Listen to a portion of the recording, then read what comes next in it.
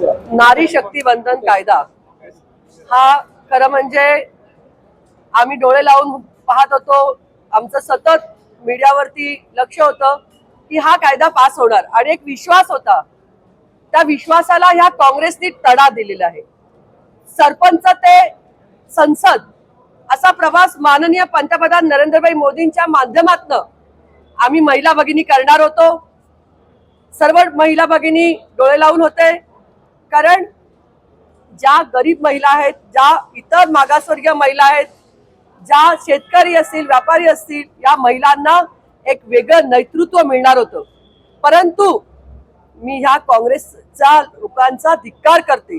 त्यांच्या सह ज्या आघाडीमध्ये जी लोक त्यांच्या बरोबर आहेत त्यांचाही निषेध करते की त्यांनी महिलांना घाबरले आणि महिलांना घाबरून त्यांना एक शंका आली की नरेंद्रभाई मोदी हे त्यांना ही क्रेडिट मिळू नये म्हणून हा घाट घातला. आणि आमच्या महिलांचा जे उद्दिष्ट होतं संसदेत जायचं त्याला कुठेतरी खीळ बसवली.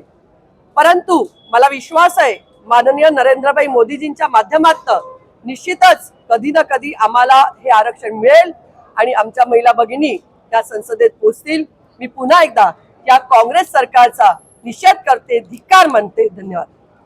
मग त्या राजमाता जिजाऊ असतील, क्रांतीज्योती सावित्रीबाई फुले असतील, माता रमाई असतील, झाशीच्या राणी लक्ष्मीबाई असतील, आणि सगळ्यात महत्वाचं आपल्या देशातलं नव्हे तर आपल्या महाराष्ट्र देखील एक ज्वलंत उदाहरण आपल्याला सांगायचं म्हटलं तर आपल्या देशाच्या राष्ट्रपती द्रौपदीजी मुर्मूजी आणि आपल्या महाराष्ट्र राज्याचे उपमुख्यमंत्री आदरणीय सुनेत्रा वहिनी पवार हे सगळं करत असताना अगदी ॲम्ब्युलन्सच्या चालकापासून ते अवकाशापर्यंत आज एका महिलेने झेप घेतलेली आहे.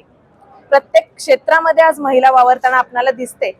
प्रकर्षाने आठवण होते ती प्रथमतः देशामध्ये आदरणीय शरदचंद्रजी पवार साहेब यांच्या धोरणाने 33% आरक्षण महिलांना मिळालं. अगदी स्थानिक स्वराज्य संस्थेपासून तर सगळ्याच ठिकाणी आमच्यासारख्या युवती आणि महिला या ठिकाणी कार्यरत आहेत. आणि हे करत असताना आणखीन महिलांना या ठिकाणी सन्मान मिळावा म्हणून देशाचे पंतप्रधान नरेंद्रजी मोदी साहेब यांनी एक खरं तर पाऊल उचललं आणि या पावलासोबत अनेक पावलं यांच्या सोबत जायला हवी होती अशी आमच्यासारख्या सगळ्या युवतींची आणि महिलांची मनामध्ये एक भावना होती. परंतु असं होत असताना आपल्याला अजिबातच दिसत नाहीये. कारण देशाला स्वातंत्र्य मिळालं असं जरी आपण म्हणत असलो तरी पाश्चात्य देशाची या ठिकाणी प्रगती महिलांमुळेच झाली हे नाकारता येत नाही. आपल्या देशाची अशाच प्रकारे प्रगती व्हावी असं आपल्या पंतप्रधानजींना वाटलं आणि म्हणून अशा प्रकारचं त्यांनी या ठिकाणी आरक्षण आणण्याचा प्रयत्न केला. पण ज्या विरोधकांनी हे नामंजूर केलं त्यांचा या ठिकाणी मी राष्ट्रवादी काँग्रेस पक्षाच्या वतीने जाहीर असा निषेध करते.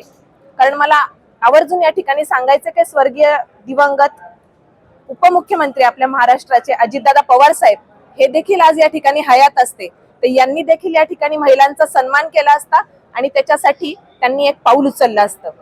हरकत नाही, पण ज्यांनी हे नामंजूर केलं त्या सगळ्यांचा आम्ही राष्ट्रवादी काँग्रेस पक्षाच्या वतीने सभागृहातील सगळ्याच महिलांच्या वतीने जाहीर असा निषेध करतोय आणि निश्चितपणे येणाऱ्या काळामध्ये हे जे विधेयक आहे ते आणण्यासाठी आम्ही तितकेच त्यांच्यासाठी समर्थन करू असा शब्द देतो. धन्यवाद.